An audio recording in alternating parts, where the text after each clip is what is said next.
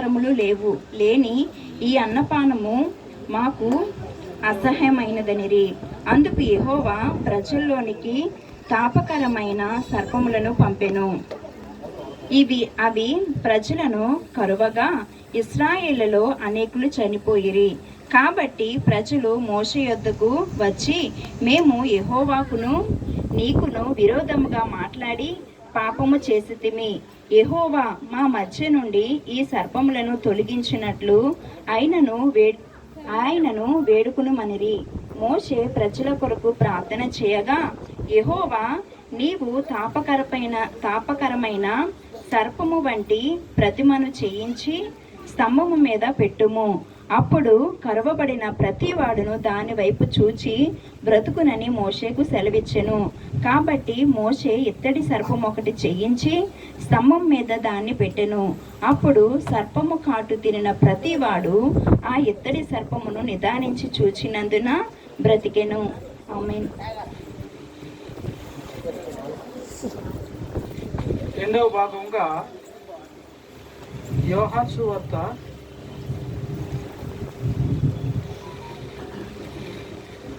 3వ అధ్యాయము 14-15 చదువు. యోహాను సువార్త 3వ అధ్యాయము 14-15. పట్టు చదువుతావా?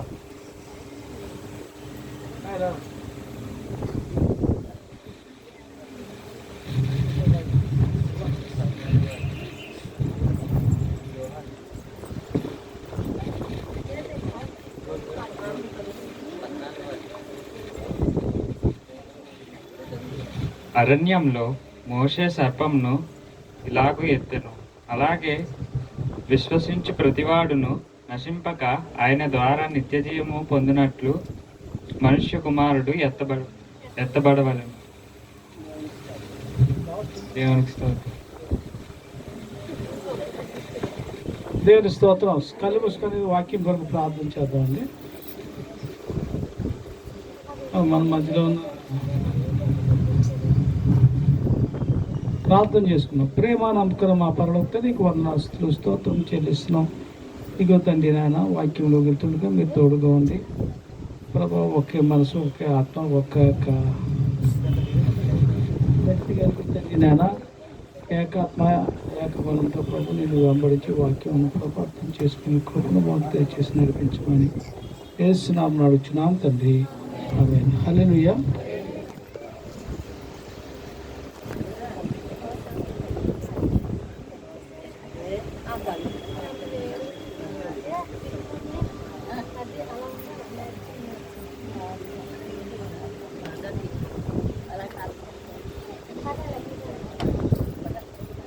మా ఎంతమంది ఇక్కడ ఉన్నారు చెప్తారా?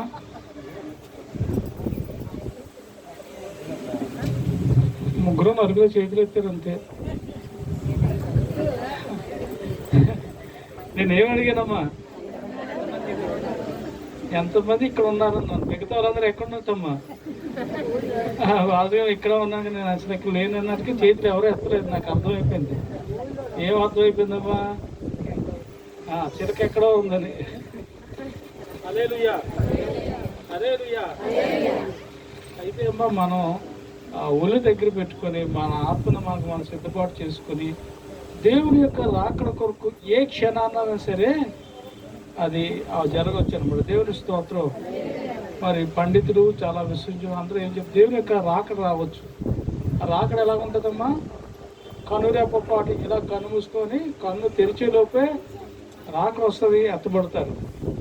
చూడండి, ఎవరైతే పరిశుద్ధులుగా ఉండి జీవిస్తారో వాళ్ళు ఇప్పుడు విమానం నడుపుతున్నారు అనుకోండి, ఆ విమానం నడిపే అతను మరి పరిశుద్ధుడు అనుకోండి, అతను ఎత్తబడిపోతాడు. విమానం ఏమవుతుంది? కూలిపోతుంది. బస్ డ్రైవర్ ఉన్నాడు అనుకోండి, ఆయన క్రైస్తవుడే, మంచి విశ్వాసం, ఆయన రాత్రిలో రాకల్లో ఎత్తబడిపోయి అనుకోండి, బస్సు ఏమవుతుంది? ఇంకో దేని గుద్దేస్తుంది. బస్సులో ఉన్న వాళ్ళందరూ కూడా ఈ బస్సు వెళ్ళి చాలామంది గుద్దుకుని చాలామంది చంపుకుంటారు. అలాగా ఈ యొక్క రాకడ అనేది మాత్రం చాలా భయంకరంగా ఉంటుంది.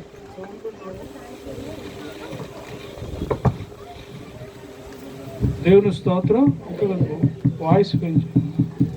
హల్లెలూయా. కాబట్టి దేవుని యొక్క రాకడ అనేది చాలా భయంకరంగాను చాలా గుగ్గురుపాటు కలిగే విషయం అన్నమాట. కాబట్టి మనం కూడా ఏం చేయాలండి, తర్వాత 1000 ఏళ్ళ శ్రమలు ఉంటాయి, మరి రకరకాలైన మరి ఇబ్బంది కలుగుతూ ఉంటుంది. దేవుని స్తోత్రం. హల్లెలూయా. కాబట్టి వాటన్నిటి నుంచి కూడా మనం తప్పించబడాలంటే మారు మనసు పొందాలా, రక్షింపబడాలా, దేవుని యొక్క రాకడలో ఏమోలండి ఎత్తబడాలి. ఎంతమంది సిద్ధంగా ఉన్నారు? దేనికమ్మా సిద్ధంగా ఉన్నారు చెప్పాలా? దేవుని యొక్క రాకడకు సిద్ధంగా ఉన్నారు. దేవుని స్తోత్రం. కాబట్టి చాలామంది పరలోక రాజ్యానికి వెళ్ళడానికి టికెట్లు అమ్ముతారంటారు. మరి ఎంతమంది సిద్ధంగా ఉన్నారు మాకు కొనుక్కోవటానికి? కాబట్టి అది ఎక్కడ అమ్మరు ఏం జరిగి ఎవరైతే యేసుక్రీస్తు రక్తం చేత వారి పాపాలు కడుక్కొని పరిశుద్ధపరచబడి నీతిమంతులుగా ఉంటారో వారికి ఏం కలుగుతుందండి? దేవుని యొక్క పరలోక రాజ్యం యొక్క టికెట్ దొరుకుతుంది. వారి యుగాలు కూడా ఎలాంటి ఇబ్బందులు కష్టాలు లేకుండా వారు జీవించవచ్చు అన్నమాట. దేవుని స్తోత్రం. హల్లెలూయా. కాబట్టి ప్రభునందు ప్రియమైన నేను మైక్ అడ్జస్ట్ చేసుకుంటాను. ఒక పర్ఫెక్ట్ వదిలేసినా సరిపోతుంది. డిస్టర్బ్ తగ్గకూడదు ఎక్కకూడదా, దాన్ని తగ్గలేక నేనే కొద్దిగా డిస్టెన్స్ మారుతూ ఉంటాను. దేవుని స్తోత్రం. హల్లెలూయా. కాబట్టి ప్రభునందు ప్రియమైన దేవుని ఉంటారా ఏంటంటే దేవుని యొక్క రాక. కాబట్టి మీ పక్కలో చెప్పండి, అమ్మ నువ్వు సిద్ధంగా ఉన్నావా దేవుని యొక్క రాకల్లో అని వాళ్ళకి చెప్పండి. అమ్మ పల్లెగిరితో సెకండ్ ఇచ్చేస్తున్నారు అలాగే చెప్పండి, మాట చెప్పండి. వాళ్ళ దగ్గర మేము ఏమైనా సమాధానం వచ్చి రెడీగా ఉన్నామా లేదా అంటే ఏమన్నారమ్మా? ఉన్నారా? నీ కొరకు వాళ్ళ కొరకు నువ్వు కూడా ఎలా ఉండాలండి? సిద్ధంగా ఉండాలా. ఇద్దరు కూడా ఎక్కడ కనిపించాలండి? దేవుని యొక్క రాకల్లో ఎత్తబడగలిగి ఉండాలా. మధ్యాహ్న రాశంలో దేవుని యొక్క రాకల్లో కూడా పరలోక రాజ్యం కూడా మనం చూడబడుతుంది. దేవుని స్తోత్రం. నీ కొరకు వాళ్ళను ఒక్కొక్క నువ్వు కూడా ఏం చేయాలండి? ప్రార్థన చేయగలిగి ఉండాలి. దేవుని స్తోత్రం. హల్లెలూయా. హల్లెలూయా. కాబట్టి ఈరోజు నా యొక్క వాక్యం యొక్క ముఖ్య ఉద్దేశం look on to the Jesus. దేవుని యొక్క ఆ యొక్క కలువరి సిలువలో ఉన్న యేసయ్యను ఏం చేయాలండి? చూస్తూ ఉండాలి. మీరు ఎవరి వైపు చూడాలండి? ఆయన మన కొరకు కాచిన రక్తం వైపు చూస్తూ ఉండాలి. దేవుని దగ్గరికి ఒక ఆయన వచ్చేటప్పుడు ఆయన పేరు నికోదేము. ఏం పేరమ్మా? నికోదేము. ఆయన యోహాను సువార్త 3వ అధ్యాయం 4లో మనం చూసినట్లయితే ఒక రాత్రి వేళ ఆ నికోదేమైన ఆయన ఎక్కడికి వచ్చారండి? వేసి దేవుని దగ్గరికి వచ్చారు. అయ్యా మీరు చేసే అద్భుత కార్యాలు చాలా బాగున్నాయండి, ఆశ్చర్యకార్యాలు మహత్యాలు మీరంత గొప్ప కార్యాలు ఎవరు కూడా చేయలేదని ఇప్పుడు మోసే తర్వాత మీరే చేస్తున్నారని చెప్తే అప్పుడు దేవుడు అంటాడు, ఒక్క అయ్యా నువ్వు కొత్తగా జన్మిస్తేనే కానీ దేవుని రాజ్యంలో చెప్పడం మీ మాట కొత్తగా జన్మిస్తేనే కానీ దేవుని రాజ్యంలో ప్రవేశించలేరు. అప్పటికి యొక్క నికోదేము ఏంటంటే దేవుని యొక్క వాక్యాన్ని బోధించి ఒక సంఘంలో ఒక వాక్యాన్ని బోధించే ఒక గొప్ప పరిచారకుడు. దేవుని స్తోత్రం. అలాంటి ఆయన దేవుడి దగ్గరికి ఆయనకి దగ్గర ఒక 60-70 సంవత్సరాలు ఉంటాయి. యేసు ప్రభు జీవితం 30-31 సంవత్సరాలు ఉంటాయి. దేవుని స్తోత్రం. అంత పెద్ద ఆయన ఎంత చిన్న ఆయన దగ్గర రావడం నామోసు చెంది రాత్రి వేళ వస్తాడు. ఎప్పుడు వస్తాడమ్మా? రాత్రి వేళ ముసుగు కప్పుకొని వస్తాడన్నమాట. మౌనంగా అడుగుతాడు, అయ్యా నేను దేవుని రాజ్యంలోకి వెళ్ళాలంటే ఏం చేయాలని అడగట్లేదు. దేవుని అయ్యా నువ్వు ఎంతో గొప్పవాడు, ఈ మోసే కన్నా గొప్ప కార్యం చేస్తున్నావు, నీ ఎంత మంచి కార్యం చేస్తున్నావు, ఇంకెప్పుడు కూడా మీకు మంచి కార్యం చూడాలంటే దేవుడు ఒక సూటిగా చెప్పాడు. నువ్వు ప్రతి దేవుడికి ఏం తెలుసండి? హృదయ రహస్యాలు ఎరిగిన దేవుడు. చెప్పండి నువ్వేంటో, నీ పరిస్థితి ఏంటో, నువ్వు ఏం చేస్తున్నావు అన్నీ కూడా ఎవరు తెలుసండి? దేవుని సన్నిధి నుంచి ఎవరు కూడా మనం దాటిపోలేము. దేవుని సన్నిధి మనం ఎక్కడ కూడా పారిపోలేము. దేవుని స్తోత్రం. హల్లెలూయా.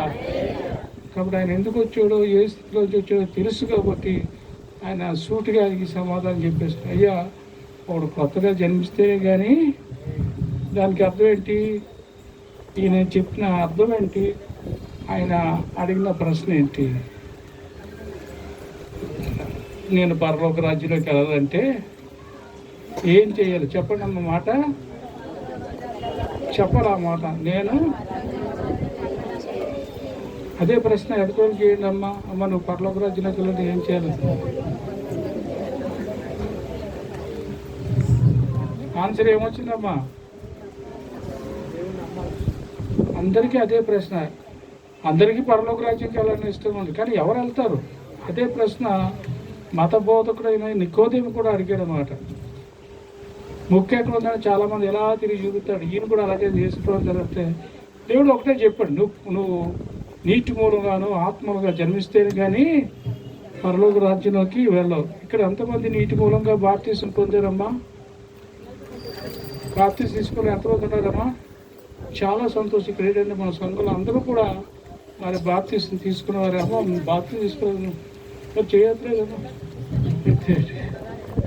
నేను మనసులో ఎత్తానని అంటారు. హల్లెలూయా. కానీ ప్రభునందు ప్రియమైన అందరూ కూడా నీటి మూలంగా తీసుకున్నా కానీ ఇంకో బాప్తీసం ఏముందమ్మా? ఆత్మ మనకు సంపూర్ణమైన ఆత్మతో కూడా మనం కూడా ఏం చేయాలండి? బాప్తీసం పొందగలిగి ఉండాలా. దేవుని స్తోత్రం. హల్లెలూయా, హల్లెలూయా. అయితే ఇక్కడతో ఆయన దేవుడికి ఏ సమాధానం చెప్పలేక మెంబర్లు కూడా చాలా మంది అడిగారు. ఏమైనా సమాధానం చెప్పారమ్మా? మీరు అడిగిన ప్రశ్న ఏంటి? మీరే మర్చిపోయినట్టున్నారు. మీరు అన్న ఏమడిగారండి? ఏమడిగారు? పరలోక రాజ్యానికి ఎంతమంది గుర్తున్నాం వాటి ప్రతిరోజు కూడా మనం వేసుకుందాం. నా ఎంత బతుకు ఇంతెనకెళ్ళి చచ్చిపోతే లాభం లేదు. కాబట్టి కనీసం క్రైస్తవులు బైబిల్ ఎట్టుకొని ఏ రోజు కాదు తిరుగుతుండదు అని నువ్వు ఎక్కడో పరలోక రాజ్యంలో నువ్వే ముందు వరుసలో ఉంటావు అనుకున్నా. అసలు నువ్వు కనబట అమ్మ. మరి అలాగే చాలామంది మళ్ళీ ఎక్కడన్నా వీధుల్లోనూ మార్కెట్లోనూ ఇంకెళ్ళల్లో కనబడితే మమ్మల్ని ఏం అడుగుతారమ్మా? మళ్ళీ అడుగుతారా? ఇంటి దగ్గర ఉన్నావు లేమ్మా పరలోక రాజ్యానికి అలాగే అడుగుతారా? మళ్ళీ ఏం అడుగుతారు? అమ్మా ఈరోజు ఆదివారం గుడికి వెళ్ళేదేటమ్మా నేను. లేదండి మొన్న ఎత్తన్నప్పుడు ఇచ్చేసరికి నీకు ఇచ్చేది ఏమి కనబట్టలేదు కాబట్టి వెళ్ళామంటే అలా అని చెప్తామా? సిగ్గుపడిపోతే అమ్మ క్రైస్తవులు కానట్టు దానివే నువ్వు నాతో ప్రశ్న వేస్తున్నావు గుడికి ఎందుకు వెళ్ళలేదని.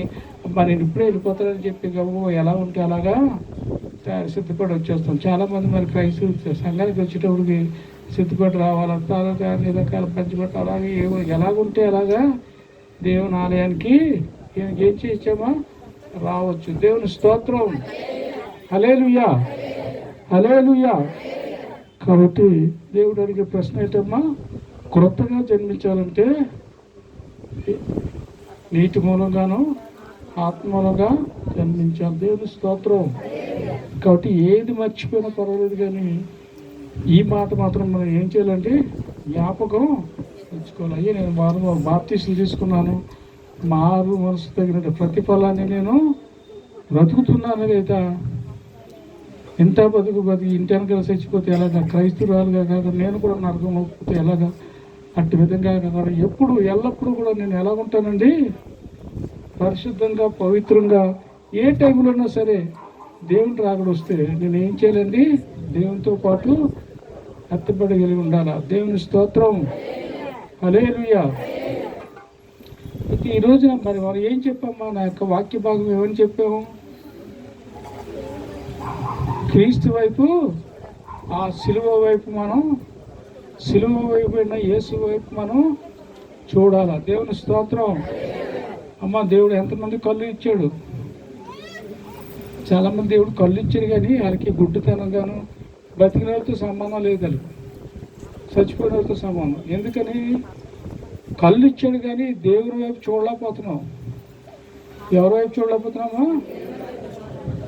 నువ్వు ఇంకో వైపు చూస్తే అవి గుడ్డి కళ్ళతోనే చూసిన. ఒకసారి కళ్ళు చెక్ చేసుకుందాం. మన కళ్ళు కనబడతాయి ఉన్నాయో లేదో ఒకసారి చూసుకుందాం. చూసుకోగలిగి ఉండాలి. మన కళ్ళకి మనం బోధించుకోవాలి. అమ్మ దేవుడు మనకి 2 కళ్ళు ఇచ్చాడు, కాబట్టి మనం ఏం చేయాలి? మన కళ్ళతో ఎవరిని చూడగలిగి ఉండాలా? దేవుణ్ణి చూడగలిగి ఉండాలి. దేవుని స్తోత్రం.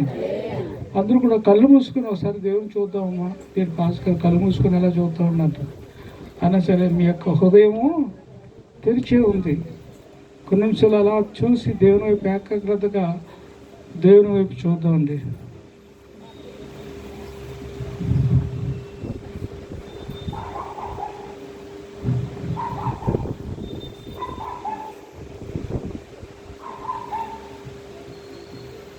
హల్లెలూయా. నేను గమనించేటప్పుడు కొంతమంది చూస్తున్నారు అన్నమాట. అంటే వాళ్ళు సరిగ్గా వినలేదన్నమాట. కళ్ళు మూసుకొని హృదయం తెరిచి ఎవరు చూడమన్నాను అంటే వాళ్ళు చూస్తున్నారు. దానికి అర్థం ఏంటి? వాళ్ళు వాక్యం వినలేదు. అలాంటి వాళ్ళు దేనితో సమానం అన్నమా? నన్ను గుడ్డోడు అంటావు నువ్వు. హల్లెలూయా. అయితే ఇక్కడ ఓల్డ్ టెస్టిమెంట్లో పాత నిబంధనలో మనం ఒక వాక్యాన్ని చదివేటప్పుడు ఇశ్రాయేల్ ప్రజలందరూ కూడా ఏమవుతారని కానాను వైపు ప్రయాణం చేసి వెళ్తున్నప్పుడు ఒక చోటుకు వచ్చారు. ఒక చోటుకు వచ్చి ఆగిపోయాడు. అలాగా మనం కూడా చిలక ఇక్కడే ఉంటుంది కానీ ఎక్కడెక్కడో తిరిగి వస్తూ ఉంటుంది, ఆగిపోతూ ఉంటాం, వెళ్తూ ఉంటాం. ఒక వాక్యం ఇక్కడ వింటాము, రెండో వాక్యం మర్చిపోతాం. మన బతుకు అలాంటిది. ఎన్నంతసేపు వింటా ఎందుకు వచ్చిందని చెప్పి కాసేపు ఎక్కడికో టీవీలో ఛానల్ మార్చినట్టుగా టక్కన బట్టలు మార్చేస్తారు. బట్టలు మార్చేస్తే ఏమవుతుందమ్మా? మారిపోతుంది. అలాగే మన మైండ్ సెట్ కూడా ఏమవుతుంది? ఇక్కడ నుంచి ఎక్కడికో వెళ్ళిపోతే అక్కడ తిరుగుతూనే ఉంటాం. భాష ఎలా తిరుగుతూ ఉంటాం అంటాం. అక్కడ ఏమన్నా వాళ్ళతో పాటు ఏదో మనం ఇక్కడ అన్ని ఆలోచిస్తున్నట్టుగా యాక్టింగ్ చేసి పెట్టేస్తూ ఉంటాం. మన వాళ్ళు అందరూ మంచి యాక్టర్. ఎవరి దగ్గర అమ్మా? దేవుని స్తోత్రం. కాబట్టి ఇక్కడ ఏ ప్రాంతంకి వచ్చారో చదవండి. అక్కడ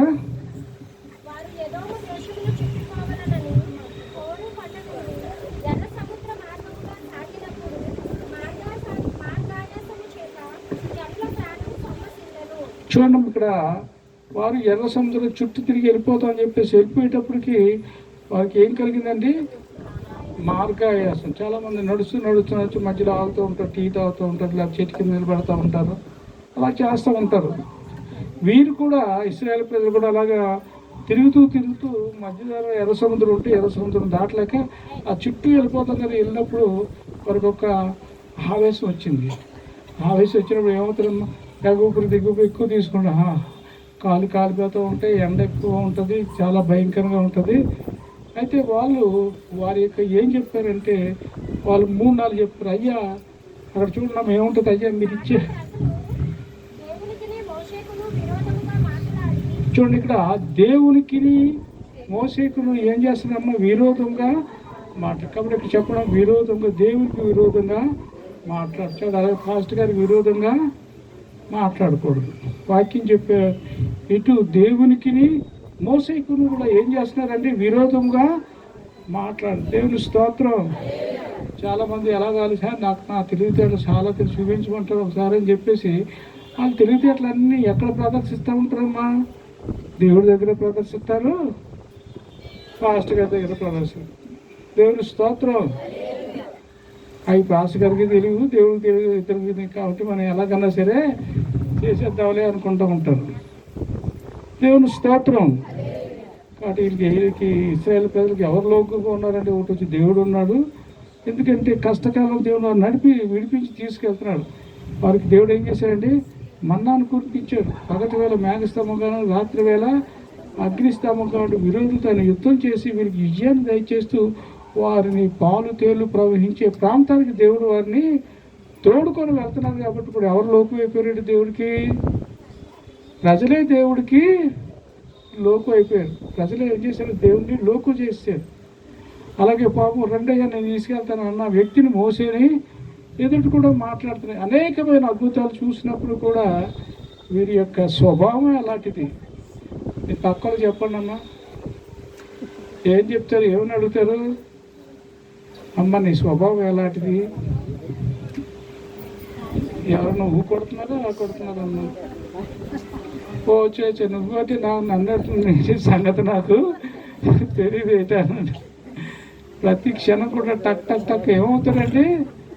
మారిపోతూ ఉంటారు. కాబట్టి వీరిద్దరు కూడా ఇటు దేవుణ్ణి మరి ఆయన ఎదుట మాట్లాడినప్పుడు అప్పుడు దేవుడు సమాధానం చెప్పాడు. అయితే వాళ్ళు, అయ్యో మీకు తెలియదా, మీ పట్ల అనేకమైన అద్భుత కార్యాలు చేసినప్పుడు దేవుడు ఎలాంటి వాడు మీకు తెలియదా, మీరు ఇప్పుడు సొరుకున్నప్పుడు ఇప్పుడు కూడా మేము దేవుడు విడిచిపెడతాడా, మీకు దేవుడు సహాయం చేయడా? చెప్పండి, ఆ మాట చెప్పండి అమ్మా. ఈ కష్టకాలంలో దేవుడు ఏం చేస్తాడండి? సహాయం చేస్తాడు. దేవుడు స్తోత్రం. అయితే మీరు అలాగ చదువుతున్నప్పుడు అక్కడ జరిగిన ఒక విషయం జరిగిందండి. దేవుడు ఏం చేశాడంటే వాళ్ళ మధ్యలోకి పాములు రప్పించారు. పాములు ఎలా కాటేస్తాను అనండమ్మా అందరూ కూడా, మామూలుగా అలాగేలా కాదు. ఎవరు కూడా అంటారు ఎలా కలుగుతున్నాయండి. ఇది మామూలు పాములు కాదు, తాపకరమైన పాములు అన్నమాట. ఎలాంటి తాపకరం అంటే పగబట్టిన పాముల వల్లే కనిపించిన వల్ల కూడా పొడిచేస్తున్నాయి. పొడిచిన వల్ల ఏమవుతున్నారండి? చచ్చిపోతున్నారు. దేవుని స్తోత్రం. అదే దేవునితో ఆశీర్వాదం తీసుకున్నారు, అదే దేవునితో అద్భుతాలు చూశారు, అన్నీ చేశారు. కానీ సమయం వచ్చేటప్పటికి దేవుని మీద సొరుగు చేసి నువ్వేం చూసావు అని తీసుకొని మాట్లాడేటప్పటికి దేవుడు ఏం చేసి వారి మధ్యకి ఏం పంపించాడండి? సర్పాలు పంపించాడు. చూడండి, దేవుడు పంపించాడా? పక్కన సరే మీ మధ్యలో అయినా మేఘస్తంభంగా ఉన్నాడు, అగ్నిస్తంభంగానే ఉన్నాడు, మరి మీకు మన్నాను కురిపిస్తున్నారు, పంట నుంచి నీళ్ళు తెప్పించారు, అనేకమైన అద్భుతాలు చేసినప్పుడు ఆయనే మీ మధ్యకి ఏం పంపిస్తున్నాడండి? పాములు కూడా ఇలాగనన్నాము ఒకసారి ఇలాగను కనీసం అమ్మో బాబు అందరూ ఏమవుతున్నారు? అందరు కూడా గోల చూడండి, గోల చేసి పడేస్తూ ఉంటారు. దేవుని స్తోత్రం. హల్లెలూయా. కాకపోతే అందరూ అమ్మో చచ్చిపోయి ఆడు చచ్చిపోయి ఈ చచ్చిపోయి ఈ మొత్తం 40 లక్షల మంది ఇదే ఆడుతుంది. ఏమనుకుందమ్మా? భయంకరమైన పాము కాటి చచ్చిపోతున్నారు. మళ్ళీ ఎక్కడికి వస్తారండి వీళ్ళు? మళ్ళీ ఎక్కడ చూడండమ్మా, మోసే దగ్గరికి వచ్చేటప్పుడు మోసే గారి దగ్గరికి వచ్చే మాట ఉంటే చూడండి. కాబట్టి ప్రజలు మోసే దగ్గరికి వచ్చి చెప్పడమా, మేము యెహోవాకును, గట్టిగా చెప్పాలని చెప్పాను మాట.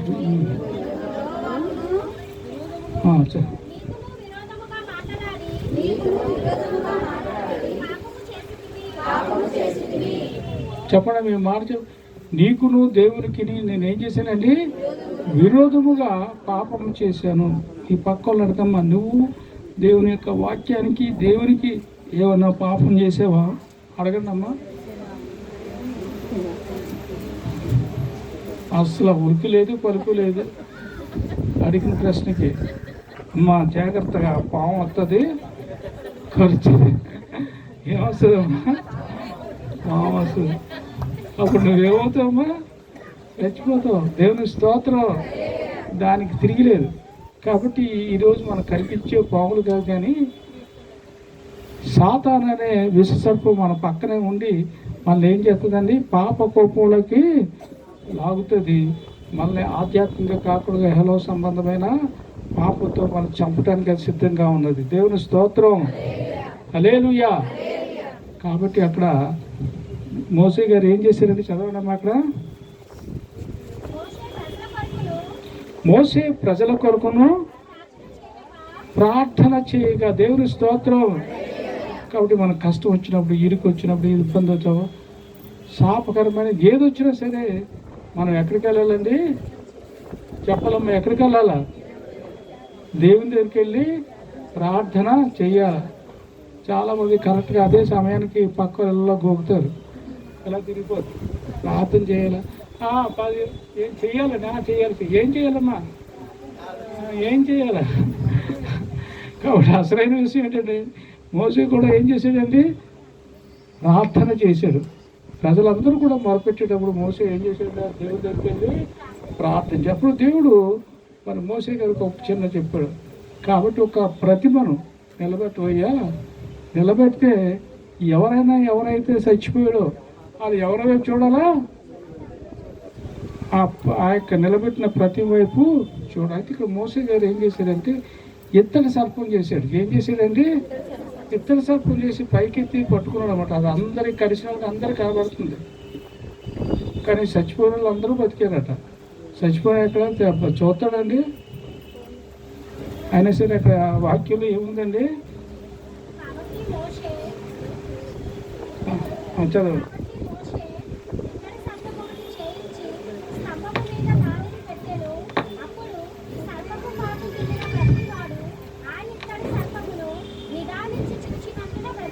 చూడమ్మా, మోసే గారు ఒక స్తంభం మీద ఆ ఇత్తడి సర్పాన్ని ఒకటి పెట్టాడనమాట. ఎవరైతే ఆ యొక్క పాము కాటు కరిచిందో వాళ్ళందరూ కూడా ఏం చేశారండి? నిదానించి చూసిన దేవుని స్తోత్రం. ఆ యొక్క పాము కరిచిన ప్రతి ఒక్కడు కూడా ఆ ప్రతి వైపు చూసేటప్పుడు చచ్చిపోయిన చచ్చిపోతున్న వాడు కూడా ఏవాడండి? బ్రతికారు. దేవుని స్తోత్రం. నేనెందుకు చూస్తాను? పాము ఎందుకు నాకు కరాలా? నేను అస్సలు అన్నట్టుగా ఉంటే అడేమవుతాడమ్మా? ఇక్కడ అమ్మా యేసుప్రభు చూడండి, మీ పాపం పోతుంది, మీరందరూ కూడా రక్షింపడినట్లయితే ఎక్కడికి వెళ్తారండి? పరలోక రాజ్యంకి వెళ్తారు. కాబట్టి ఇక్కడ కూడా దేవుడు ఒక ప్రతిమను చేసి పెట్టాడు. ఏం చేశాడమ్మా? కలువరిలో యేసుప్రభు సిలువలో మరి కొట్టబడి ఈరోజు కూడా ఆ 2 చేతులు కాళ్ళు మేకలు కొట్టబడి ఆయన అలా ఉండిపోయారు. ఎక్కడ ఉండిపోయారండి? ఆయన దిగలేదు. దిగినట్టుగా మనకు అనిపిస్తున్నాయి, ఎత్తబడినట్టుగా అనిపిస్తున్నాయి. కానీ మనలో కూడా అనేకమైన పాపం చేసిన వాళ్ళు ఉన్నారు. కాబట్టి వారందరి కొరకు కూడా ఆ ఇత్తడి సర్పం వల్లే యేసుప్రభు వారు అలాగా ఉండబడిపోయారు. ఇప్పుడు కళ్ళు మూసుకొని చూడండి, ఎవరిని చూస్తారు? మరి మీలో ఎంతమంది ఆ యొక్క సాతాను యొక్క కాటుకు దొరికిపోయారు? నేను చాలా తిరిగినండి, నాకు పాము ఎక్కడ కూడా కర్రలేదు అంటానికి ఎక్కడ కూడా ఆస్కారం లేదు. ఎందుకంటే అందరూ కూడా పాపం చేసి దేవుడు అనుగ్రహించే మహిమ అంటే ఏంటమ్మా? ఈ యొక్క రక్షణ గురించిన మహిమ. నీ కొరకు నా కొరకు సిలువ మానిపోయి చనిపోయి మన కొరకు రక్తము కార్చిన ఆ యొక్క మందు, ఆ రక్తం మనం కడుక్కున్నట్లయితే మన పాపాలన్నీ కూడా ఏమవుతాయండి? శుద్ధీకరించబడతాయి. దేవుని స్తోత్రం. హల్లెలూయా, హల్లెలూయా. కాబట్టి మనం అందరూ కూడా ఏం చేయాలండి? ఎంతమంది మీలో పాము కరిసింది? నిజంగా చెప్పట్లేదు, పాపం చేసి పాము చేత కరవబడ్డాం. అర్థమైందమ్మా? ఎవరికన్నా అమ్మ నాకు అస్సలు అలాంటి పాపమే తెలియదండి, సిసి నేను అలాంటిదాన్ని కాదండి అని చెప్పి కావాలితే పక్కన కరిసేస్తాం, కొరికేస్తాం, పెద్ద గొడవ కూడా చేసేస్తాం. లేదమ్మా, నీకు కరబడిన కాట్లు నాకు కనిపిస్తున్నాయి, నువ్వు కొక్కుకున్న పాము కర్రను ఎవరైనా చూసారండి? వాటిలోంచి నొరగ వచ్చేస్తూ ఉంటుంది. హల్లెలూయా. కాబట్టి ఎప్పుడు కూడా మనం అలా చూసేసుకుంటాం. ఎవరైనా కనపడినమ్మా ఈవిడ పాపది అని అంటారేమో అని మనకు ఏం చేస్తాడు అక్కడ కవర్ చేసుకుంటున్నాం. హల్లెలూయా, హల్లెలూయా. కాబట్టి కలవబడిన ప్రతి వ్యక్తి కూడా ఏం చేయాలండి? ఆ యొక్క వాటిపైన అందరూ కూడా బ్రతికారట. కాబట్టి ఈ రోజున కూడా నువ్వు పాపం చేసినట్లయితే యేసు ప్రభు వైపు నువ్వు చూసినట్లయితే యేసు ప్రభు నేడు కూడా క్షమించి నీ పాపాలు కడిగి నిన్ను పరిశుద్ధునిగా చేస్తాడు. ఆ 2వ రాకలో నిన్ను కూడా ఎత్తబడే సంఘంగా వచ్చి నిన్ను కూడా ఆయన ఎక్కడ తీసుకెళ్తాడమ్మా? పరలోక రాజ్యాన్ని తీసుకెళ్తాడు. దేవుని స్తోత్రం. దానికి మరి సాదృశ్యంగా ఈ చేత చదవబడిన భాగంలో యోహాను సువార్త ఎంతమ్మా? 19వ అధ్యాయము 3వ అధ్యాయము 14 చదవడం అది గట్టిగా. అరణ్యములో మోషే సర్పమును ఎలాగెత్తెనో అలాగే చెప్పడమ్మా, విశ్వసించు ప్రతి వాడును నశింపక నిత్య జీవం పొందినట్లు మనుష్య కుమారుడు ఎత్తబడి. ఎవరైతే మా యొక్క నికోదేమో ఆయన దగ్గరికి వచ్చారు. అయ్యా, యేసు ప్రభు పైకి ఎత్తబడి సిలువుపై పైకి ఎత్తబడితే కలవరగంలో అప్పుడు నువ్వు రక్షింపబడి దేవుని దగ్గరికి వస్తావు అయ్యా, అప్పటి వరకు నువ్వు రావని చెప్పేసి అతను పంపించినప్పుడు నికోదేము అక్కడికి వెళ్ళిపోయి యేసు ప్రభువు చనిపోయినప్పుడు ఆయన చేసిన క్రియలన్నీ కూడా తెలుసుకొని అప్పుడు ఈయన నిజంగా దేవుని కుమారుడు అని చెప్పి విశ్వసించి ఆయన 150 సేర్లు ఎత్తుగల సుగంధ ద్రవ్యాలు తీసుకొచ్చి యేసు ప్రభు వారి పాత్ర పెట్టక మునుపు ఆయన ఆ దినాల్లో ఎటున్నామో ఆయనకి చుట్టూ కూడా సుగంధ ద్రవ్యాలు వారు పూసేవారము. అంటే మధ్య మధ్యలో కట్లు వేసి ఆ చుట్టేవారు. అది ఎక్కడ ఉందంటే ఈ యొక్క 19వ అధ్యాయం 39వ వచనం చదవను. యోహాను సువార్త 19 మొదటి రాత్రి వేళ ఆయన యొద్దకు వచ్చిన నికోదేము కూడా బౌళముతో కలిపిన అగరు రమారమి 150 సేర్లు తెచ్చాను. కాబట్టి అప్పుడు నికోదేము ఏం చేసినట్టు? అప్పుడు డినై చేసేటమాట. దేవుని దగ్గరికి వచ్చి ఎవరో తెలియకుండా మౌనంగా వెళ్ళిపోయాడు. యేసు ప్రభు వారు ఆ యొక్క సర్పాన్ని ఏ రకంగా అయితే ఎత్తబడ్డారో అలాగే యేసు ప్రభు వారు కూడా ఎత్తబడినప్పుడు ఈయన కూడా యేసు ప్రభు నిజమైన దేవుడు అని చెప్పేసి తనకున్న డిగ్రీస్ అన్నీ పక్కన పెట్టి యేసు ప్రభు నిజమైన దేవుడిని ఒప్పుకొని ఆ సిలువు దగ్గరికి వచ్చి ఎత్తబడిన ప్రభువుని యాక్సెప్ట్ చేసి ఆయన కూడా 150 సేర్లు ఎత్తుగల సుగంధ ద్రవ్యాలు తీసి యేసు ప్రభు వారికి మరణించిన తర్వాత ఆ యొక్క గుడ్డ వైపు ప్రాత వస్త్రం చుట్టూ కూడా ఆయన చుట్టి, అయ్యో ప్రభువా, నువ్వు బ్రతుకుండగా నేను దేవుడిని ఒప్పుకోలేదు, నేను రక్షింపబడలేదు. మనం ఎందుకంటే నా డిగ్రీలు, నా దళము, నా పలుకుబడిన అన్నీ కూడా ఆటంకం వచ్చాయి. దేవుని స్తోత్రం. చాలామంది కూడా అన్యుల దగ్గర ఉన్నప్పుడు, మిగతా వాళ్ళ దగ్గర ఉన్నప్పుడు అందరూ కూడా దేవుని బిడ్డగా, క్రైస్తవ బిడ్డగా మన సాక్షిగా ఉండటానికి చాలామంది ఒప్పుకోం. అప్పుడు క్రైస్తవుని చెప్పుకోవడం కోసమే మనం సిగ్గుపడతాం. మన ప్రవర్తన, మన బిహేవియర్ మిగతా వాటికన్నా దరిద్రంగా ఉంటాయి. మిగతా వాడు కనీసం అబద్ధాలు, బూతులు, దొంగతనాలు చేయకుండా పవిత్రంగా జీవిస్తాడు. మనం క్రైస్తవులు అంటే వాటికన్నా దరిద్రంగా మనం జీవిస్తాం. కాబట్టి క్రీస్తు యొక్క గుణలక్ష్యాలు నీలో ఏవి కూడా కనబడట్లేదయ్యా. యేసు ప్రభు సిలువ వేయబడి ఎత్తబడే యొక్క పరిస్థితి నీలో అసలు లేనే లేదు. నువ్వు అలా రకంగా జీవించాలి.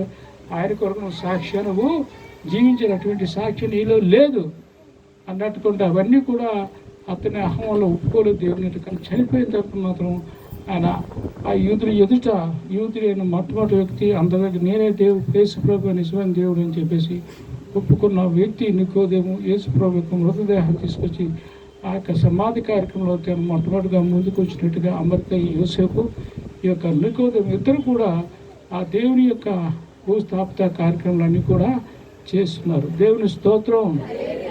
ఇత్తటి సర్పము ఊలి పైకెత్తబడినావు, నిన్ను చూసినాడు వానాడు బ్రతికారు. ఇత్తటి సర్పము ఊలి పైకెత్తబడినావు, నిన్ను చూసిన వారు ఆనాడు బ్రతికారు. సిలువలో మాలాడే నీ దరి చేరిన జనులందరూ నేను నిత్యము కొలిచెదరు.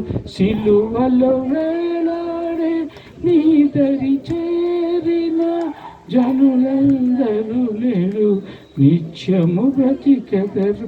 యేసయ్యా, యేసయ్యా, యేసయ్యా, యేసయ్యా, యేసయ్యా, యేసయ్యా, యేసయ్యా, యేసయ్యా.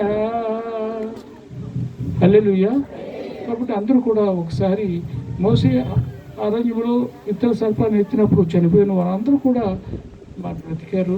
అలాగే యేసు ప్రభు వారు నేటి కూడా ఎవరైతే క్షమాపణతో పాప విషయమై చనిపోయి మరి వారు ఇంకా బ్రతకలేదో వారందరూ కూడా సిలువలో కాల్చబడిన కలువరి సిలువ వైపు చూసినట్లయితే అందరూ కూడా ఏమవుతారమ్మా, తిరిగి బ్రతుకుతారు. అందరూ కూడా ఏం చేస్తారండి, పరలోకంలోకి ఎత్తబడతారు. కాబట్టి ఈ దినాన మనకి దేవుడు మన కొరకు ఆయన కార్చిన రక్తము, ఆయన చిందింపబడిన మన మధ్యలో ఉంది.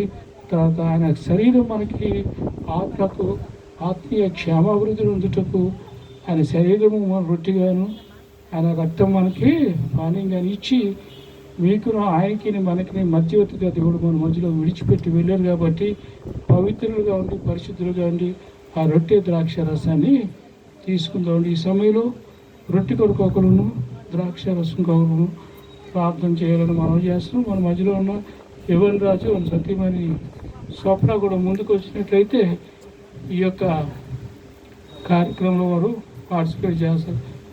గమనించండి, ప్రతిసారి కూడా మనం ఒక్కొక్క ఆదివారం ఒక్కొక్క కుటుంబాన్ని మనం భార్యాభర్తలు కూడా ముందుకు తీసుకురావడం జరుగుతుంది.